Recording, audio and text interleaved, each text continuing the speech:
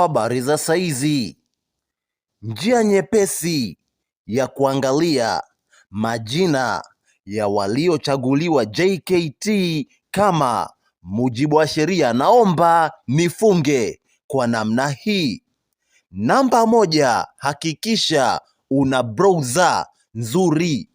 Browser nzuri, mfano napendekeza browser hizi kama Google Chrome, Microsoft Edge, Mozilla Firefox pamoja na browser nyinginezo. Hakikisha kifaa chako, mfano kompyuta au simu, unatumia browser hizo.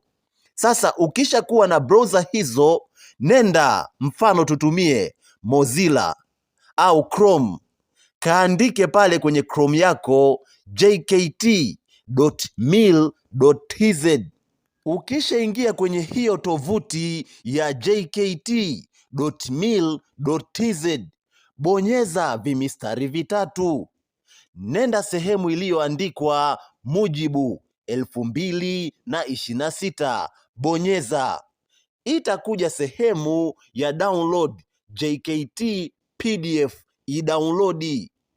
Au nenda sehemu ya shule mbalimbali, ingiza jina la shule au namba ya shule, alafu nenda angalia waliochaguliwa.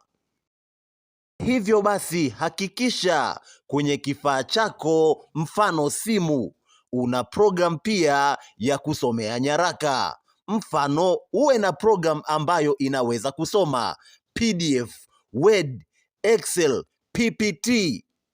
Hizo program zipo Play Store au App Store.